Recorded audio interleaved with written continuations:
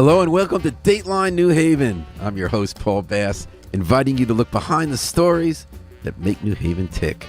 We just passed the anniversary. You might not have got as much attention as some others. It's 2 years since Connecticut fully legalized recreational use of cannabis. It's legal. And how's it going 2 years later? Well, we'll have someone in our studio today who might know the answer to this question better than anyone because he's on the front line of the new industry.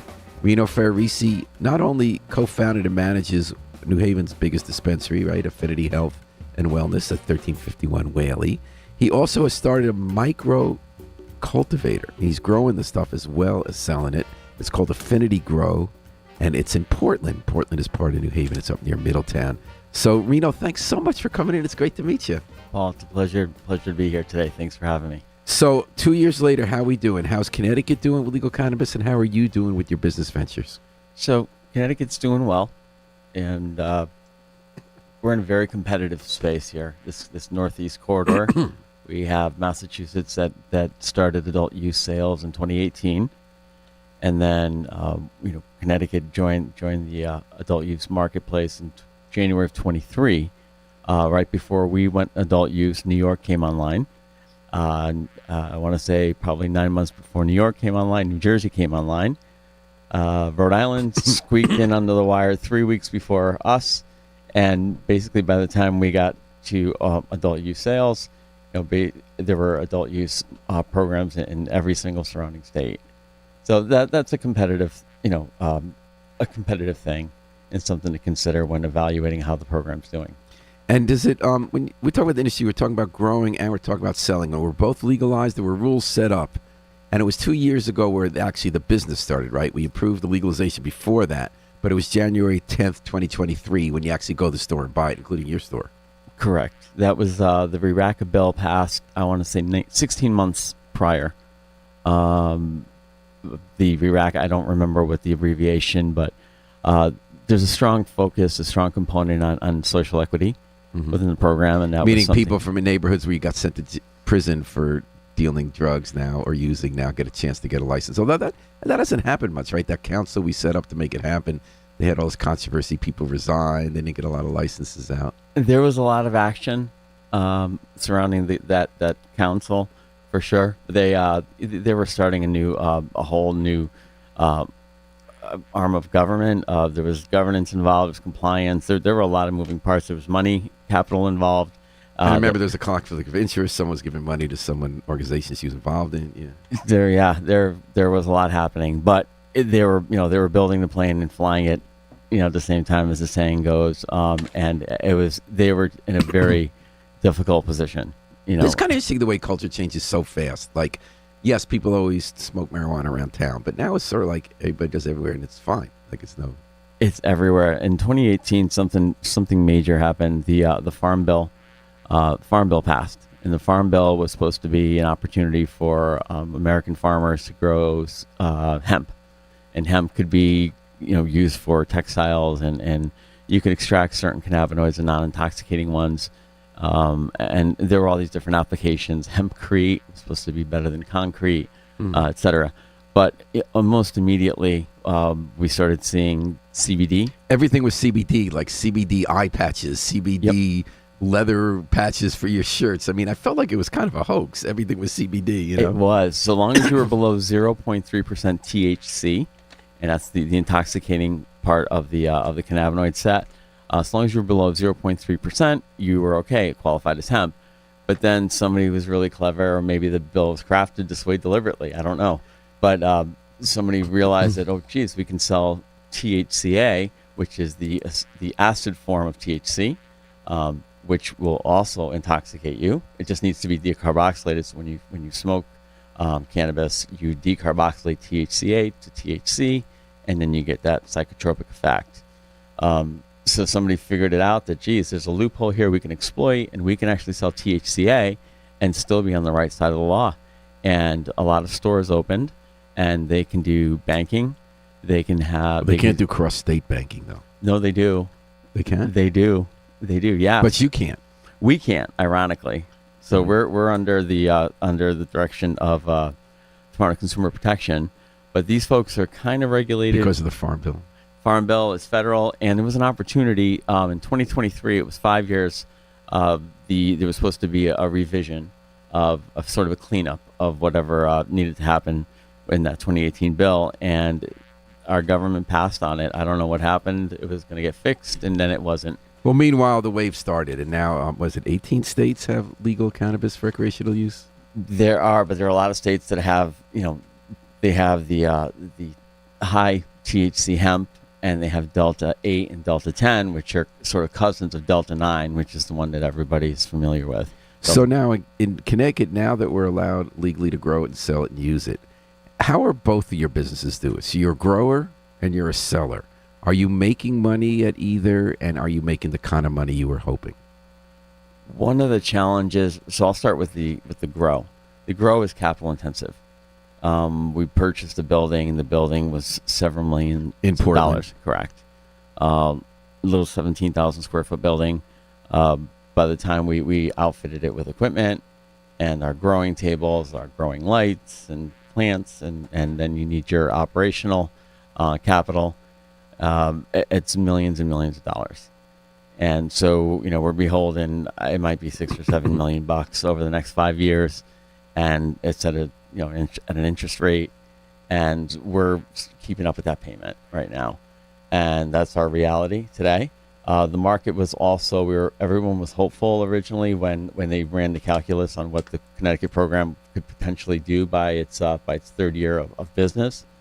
And nobody thought it was going to be $300 million, which is where it is today. What did they think it was going to be? There were a lot of really optimistic, unrealistic. What were you hearing? I heard as much as $800 to $900 million. So people thought there was going to be $800 to $900 million of legal cannabis sales in the state by this beginning of third year. We're at 300.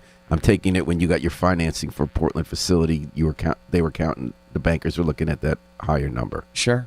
I mean, just having been, so I started in a program in 2014. I had a job with a different operator. Medical marijuana. Yes.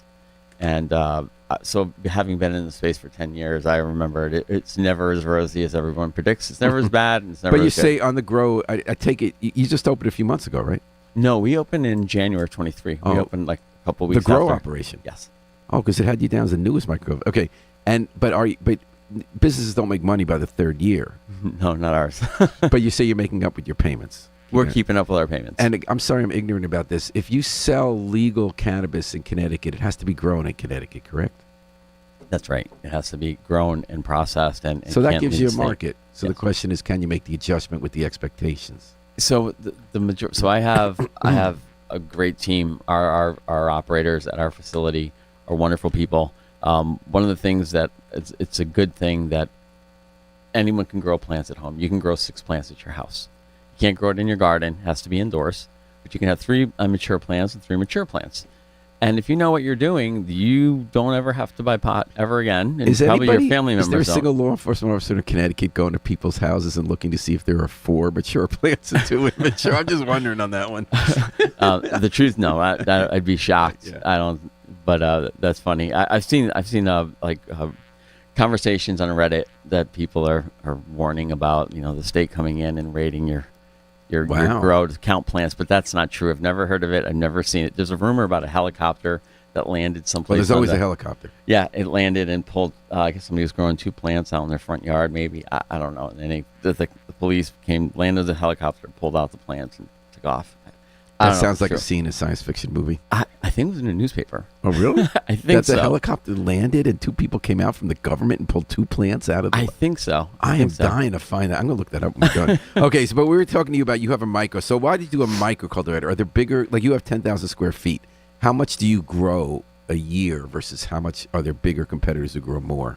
So a micro cultivator in your first year, there's a range. You have to be larger than 2,000 square feet of cultivation space, and you can't exceed 10,000. So you're going up to the limit there. Correct. So how much did you grow in your first year? We went for the max. We went for 10,000 square feet. No, I mean how much? Oh, how much weight? Probably about 3,000 pounds. And then what did you do your second year? Probably about 4,500. And how much do you need to break even? Our facility, if we can run at about 4,000 pounds a year, I think we can get a little better than that, because what happens over time, it's not like if we were to start a strawberry farm, we could maybe contact the Driscoll people and they might sell us strawberry plants that are commercially viable for, for businesses, and we could start a strawberry farm. It's not that way in cannabis. So you have to search for strains that are commercially viable, that they're big healthy stock, that they resist disease, that the THC output is desirable, that they flower any amount of time that you want. A lot of the original plants, the Panama Red or Acapulco Gold, those landrace strains they're called, they would take 10, 12 weeks to flower. We have strains now that can be done flowering in 40 to 45 days. And so once they're flower, you can then reap them and then have them they reflower? No, what we do is we take them right down, and we'll just have brand new plants ready to go. But the challenge... So I'm sorry, 40, 45 days they flower. So, some of them, on average, it's 63 to 72. And then you said on Panama Red and Acapulco Gold, in the old days, they were grown outside, and they took how long? They were weeks. They would go anywhere, 10, 12 weeks. So that's the way to make it work, is get it in and out. But you also got to be able to sell it. Is there any problem finding people to buy this, or are there enough dispensaries that... So we just got to a point. I think we're getting to a sort of a critical point now, where we're up towards the 60s. 60%? So 60s number. The number 60, 61, 62, maybe 63 dispensaries. Oh, okay. Currently either operating or very close Mm-hmm. to becoming operational. And what's happening is we're starting to see multiple stores opening in municipalities, and maybe New Haven can tolerate a couple stores. But for the grower, is there enough market for you, or how about you and your competitors? Is there a big grower, a macro cultivator? There are. So the producers, the producers are the original medical folks. There's 4 of them. They didn't have any cap on the amount of space that they can have, and they put out a lot of product, a lot of weight worth of flower. And then we had probably another half dozen or so operators join the market.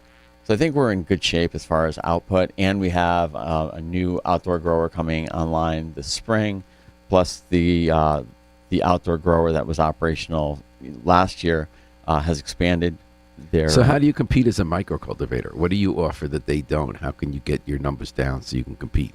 One of the things that we do is, and I'm not disparaging anybody. Cannabis is a plant, and we grow a plant indoors. We don't have the benefit of pesticide during flower, so we do not spray pesticides on the flower in the 8 weeks that the plants are in the room flowering.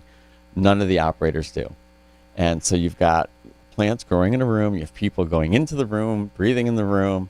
There's no sterilization of the room. There's no sort of ecosystem or environmental hierarchy to keep predator and prey in check.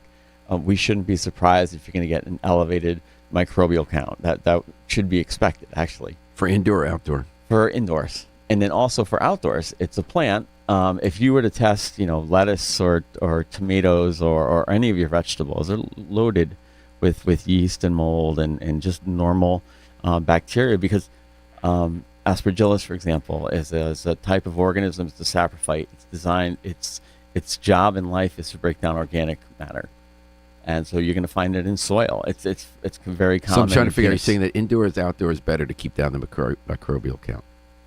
I would say it's cyclical. So what's the advantage for indoor?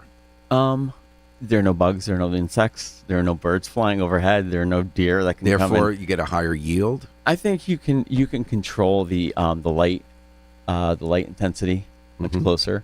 We can provide the plants with CO2. We can supplement carbon dioxide, which drives. And what's the result of that? Do you get a better yield? Do you get better quality? I think, yeah, definitely. The flower looks.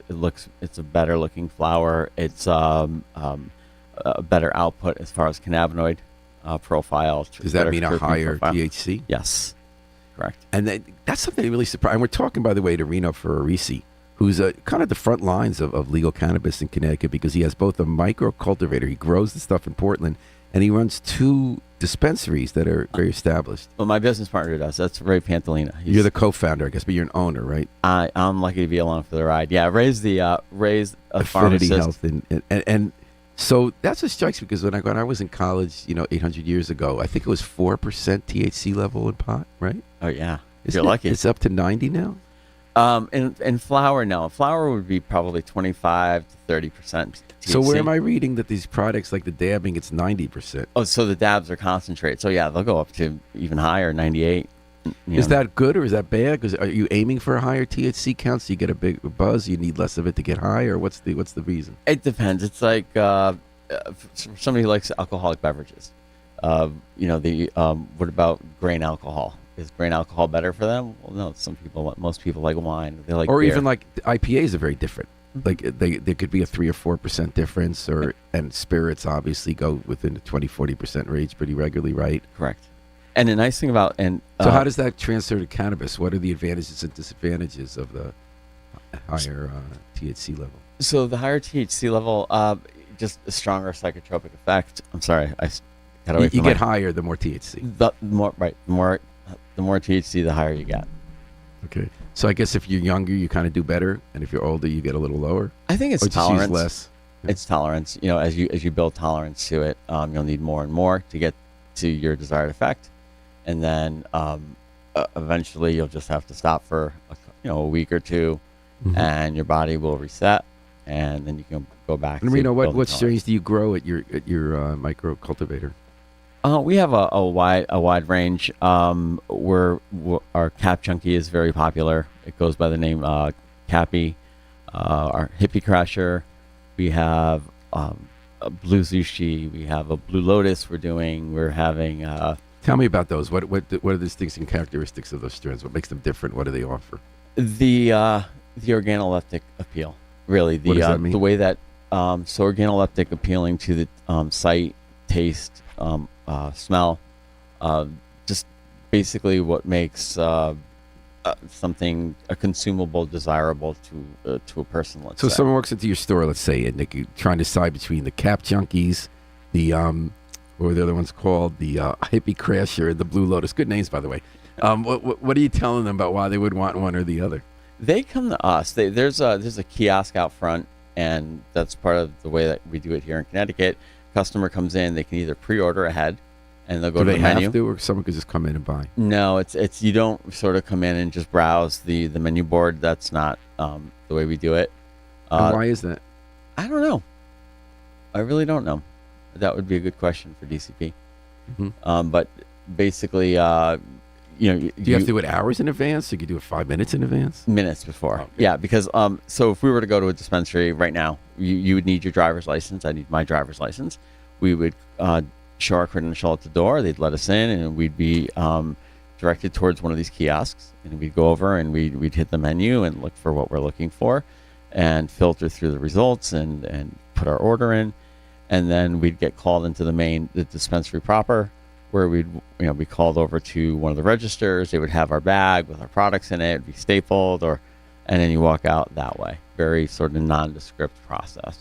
Yeah, I remember it was once in one in Northampton. It was similar to that. I guess same rules, state to state. So what do you tell them? Okay, I'm the customer. How would I choose among Blue Lotus, Cap Junkies, and Hippie Crash? That's what would you tell me? Why would I pick one or the other? I think that a lot of folks like the classification of cannabis either as a sativa, or as a sativa dominant strain, or an indica dominant strain, or a hybrid. And sort of the sativas are known for energizing effect. Indicas are sort of a sedative effect, sort of a couch lock effect, and hybrid is sort of somewhere in between. And which is which in your products there? Oh man, now you're putting me on the spot. Okay, you don't I know. It's okay. No, you'll it's find okay. out. Go to the dispensary, you'll find out. We're talking to Rino Ferrarese, president of Affinity Grow and co-founder, managing member of Affinity Health and Wellness. So here's the big question in the room: you don't have to sign up in advance if you go to the 9,433 smoke shops in New Haven, right? A lot of people. I'm just a wild guess. Okay, tell me if I'm right about this. One main reason that they're doing $300 million a year of legal cannabis in Connecticut rather than 800 or 900 is because there might be 600 million being sold in smoke shops. Am I right? Definitely. We don't see and them why everywhere. in the world would anyone bother spending more money and following all these rules and making an appointment at Affinity if they could just go to the smoke shop? Oh, because it won't be fentanyl in it, right? There's that, right? Good old fentanyl. No, seriously, that's not a joke.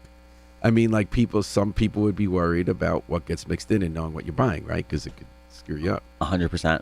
Nowadays, it's not like when we were in college. You can make a stupid mistake and you end up with a hangover or a headache. Nowadays, there are real consequences. And you also don't be ripped off. You don't want it to be K2 and you don't want it to be something that is fake, right? That's true. That's also true. Yeah. I mean, nowadays, the youth, they have fentanyl tester kits, and they'll test things, make sure. We're not just talking about fentanyl. We're talking about all this stuff gets mixed in, right? Oh, yeah. So why is this the situation if we legalize cannabis, that we set up a system where it sounds like most of it's sold illegally? So it's definitely not Connecticut's fault, and it's not Massachusetts' fault. It's kind of New York's fault. But boy, they have a mess in New York in their hands. So I just, Governor Hochul, she had the best intentions, I believe, but she licensed her farmers, her hemp growers, to grow drug variety. She allowed them to do that a couple of years ago to sort of get the market going, and it wasn't really a great success because the quality wasn't really there for sophisticated customers who've been buying products for years. They didn't want to buy stuff that was grown on a hemp farm up in upstate New York. It just didn't have that appeal. So she just recently reallowed the farmers to grow another batch, another run at this of this farm hemp or THC variety, and the farmers are going to be allowed to sell it at farmers markets. So you have a lot of volume coming in from the farm to I don't know how they're going to regulate it, but I know that New York seed to sale software was not a priority when they launched the program. Having it in place wasn't really their top concern. Social equity was their top concern. Getting rid of all the illegal operators was a top concern, and now they're coming around to the implementation of seed to sale. And the reason we need seed to sale is to make sure that what is seed to sale? It's so Connecticut has it. We use a system called BioTrack. And that's the way that the Department of Consumer Protection knows exactly how many plants we have in our facility at any given time. They know how many plants are in every facility, when those plants will be harvested, what the strain names are, what products were made from those plants, a full reconciliation of the entire process from seed all the way to sale. But where I was going with this was in Maine. So Maine's medical marijuana program has no quality testing requirements. The program's been around since the 90s, and there was no mandatory lab testing. So folks could grow cannabis as a caretaker for patients, for friends, and they could sell it, and they sold it into dispensaries, but there was no mandate for specific quality testing. What recently was discovered, I think the Department of Homeland Security last September discovered there were cartels growing illegal cannabis. They found over 200 houses that were being used for growing, illegal THC. They were using chemicals like they were using fungicides, banned pesticides, and a lot of stuff. A lot of chemicals that weren't even they were in unknown. this country. The 200 houses in the United States, yeah, and it was up in Maine. And this cartel sent back, I want to say, $4 billion to the Chinese government, and it wasn't really reported on. It wasn't that big of a story, which is shocking, but they made a lot of cannabis. I mean, think about, our entire state. So I'm sorry I'm losing the thread, and it's not because I sampled any Cap Junkie or Blue Light Lotus. Where does this going from, the idea? Are you saying that the reason the smoke shop, I thought this started about why did we set up a system where most of it's going to be sold illegally at smoke shops? So we're saying, where's because the supply money to testing. Well, where's the supply coming from? Where I'm going with this is where is that product coming from that's feeding the rest of the folks who are buying cannabis in Connecticut? Okay, because you're saying the smoke shops don't buy from the licensed cultivators. No, we're not allowed to sell them. So you're saying it's making it too easy for under the table cartel type people to grow? Oh yeah. But are you ever going to stop that? It's not like you're ever going to stop the movement of illegal drugs, right? Or you think you can? You can't buy homemade cigarettes in the United States. You can get them trucked in, though, from Virginia and sold below market. But then you get caught and you're in a lot of trouble. You're thinking they should do it, but you would like to see a crackdown. I think that I believe in some degree of regulation. If you're selling products into commerce, into state. But does it sound like you want them going to the smoke shops, or you trying to go with the suppliers who's selling the marijuana that's coming into the smoke shops? I think the smoke shops know what they're doing. They're. I mean, as far as if you're there to sell bongs and e-cigarettes, great.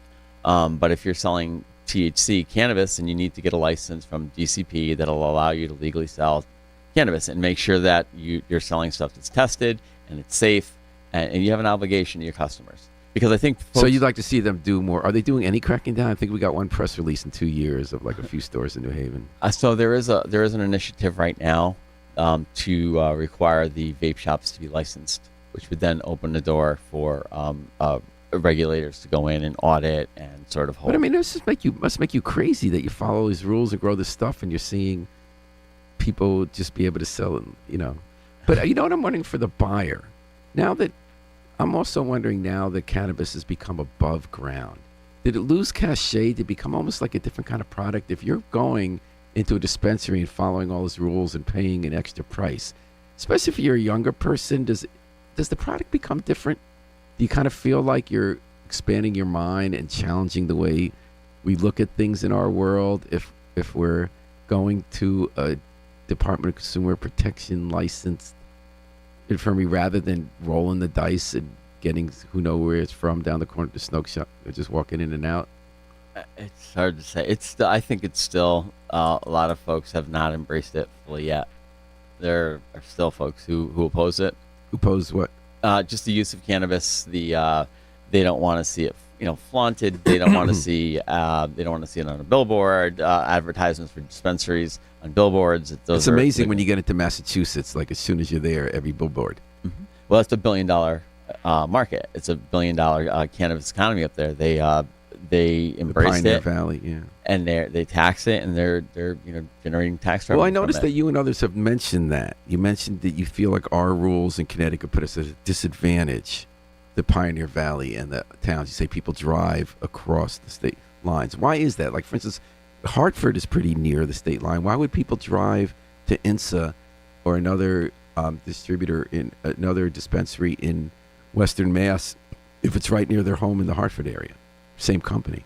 A couple of things. I think first and foremost is price. So Connecticut, the way we do our taxes on our cannabis program is we tax by milligrams of THC, and Massachusetts does it as a percentage of the price of the product. So when you have when a market matures, you see price compression, where an eighth might have been $60 an eighth when the program first started in 2018, but now here we are in 2025. And an eighth in Massachusetts, you can pick up a decent eighth for $25 or $30. Their taxes are 20%, so 20% cannabis tax on a $30 eighth, and so what is that? Is that still $6? I don't know. Let's the math. Okay. Yep. But so it's a 20% tax on a what? On a $30 eighth. Okay. In Mass. Yep. So that. And what would it be in Connecticut? So it would be. You would pay a tax on the milligrams of THC, mm-hmm. and those are never going to change. Even when you have that price compression happening, an eighth of flower might have 825 milligrams of THC. It had 800 milligrams in an eighth? About 800 to 850. And you're saying, so that's always going to be the tax no matter what the price fluctuates. And have prices dropped because of the competition? Still going to be paying... is that what you're saying, where you're paying higher taxes here because the price stays high, even though the taxes stay high, even though the prices That's one part drop? of it. So how much, give me the number. Like, what would that eighth, what kind of taxes would you pay in the eighth growing here and there? So if you buy a $50 eighth in Connecticut, you might pay $10, $12 in taxes. Mm-hmm. So you'll still pay that $10, $12 even when that eighth costs $30. So it'll be effectively a $42 eighth compared to Massachusetts, which would be a $36 eighth. Total, how much tax is there? It's like 20%. So it'll be 36 total. Correct. And did that used to be the case, or have prices dropped? Massachusetts, their prices were higher for a long time. And then they dropped. Correct. So is one change you'd like to see in Connecticut to make the market more competitive and make it easier to make money is to see taxes taxed by percentage of the price rather than the weight? Actually, I'd like to see a tax like alcohol, like beverage alcohol or cigarettes. It doesn't make sense why an eighth of flour would be, $10, $12 tax. It's severe. So how would you change it to make it like that? What would it be? I don't know how they was it 7, 8, 10%. I know that other states. So of the price. Correct. So that's what I'm saying. You want to be like Massachusetts, do by the price. Well, yes, but to sort of stimulate, I think a good idea to sort of get people buying in the program, sort of inviting them, maybe take a year or two, and just sort of do sort of a special tax rate for a year or two, 10% tax on Connecticut products for the next year. This way, you encourage people in Connecticut to try the products. They'll like the experience. And then what would you go up to? I think that it would need to adjust to at least what Massachusetts is doing, Which is what? the flat rate, 10 or 20%. Yes, 20 And then or is the 21 or second. 22. Do you have any policy changes for the state that you'd like to see in terms of the smoke shops? Go after growers? No, we don't. We don't go after anybody like that. That's the municipalities, the police departments. I thought it's the Department of Consumer Protection. So consumer protection regulates e-cigarettes, vapes, things like that. So they don't go into tobacco. smoke shops. They're not the ones who get them arrested for They selling do. marijuana. They do, but I think that there are some other things that they would end up pursuing to facilitate that process. So what would you like to see the state do differently vis-a-vis smoke shops and the competition you have? I like we're made in dispensaries in Connecticut we're required to post a sign that that the flower has mold in it, and because it does. In every state, the flower has mold in it. It's just your vegetables have mold in it, and I would like to see in the vape shops maybe a sign that says this place unless licensed by the Department of Consumer Protection. Doesn't sell THC, doesn't sell cannabis. That would probably be a fair thing, fair sign. But for everyone them to knows carry. not true, right? I don't think folks know. I know that people go into. I've heard of folks going into vape shops and thinking they were Connecticut dispensaries and buying product. And So you're saying you want to see oblivious. signs put up? Maybe. But what Yeah. about the mold thing? I thought there was an issue about, because you brought this up earlier in the case, issue about the naturally occurring mold or bacteria in the plant, and that's some of it's safe. Do we have a different rule in Connecticut for what is the level of, because you said they don't even check them in Maine. Correct. Maine's medical program does not do any micro testing. It's wild because every state. Well, do you has think there their own. shouldn't be, or do you think we need it to make sure it's safe, or do we set the level unrealistically high? I know some growers and some distributors have been upset saying that we have to meet too high a safety standard that doesn't actually comport to safety dangers. Yeah, it does. It's so a lot of times if there's a mold growing on the plant, it might be a plant pathogen and not necessarily going to infect a human. Just like you can get a moldy bread in your house, you don't call the exterminator to throw out a loaf of Wonder Bread that's grown a little bit of penicillin on it. But we do. What's our rule with cannabis? So we have a limit 100,000 colony forming units per gram. How many colony formants? Yeah, it's basically if you look on an agar plate, like a microbial plate, and you would count each one of the distinct colonies.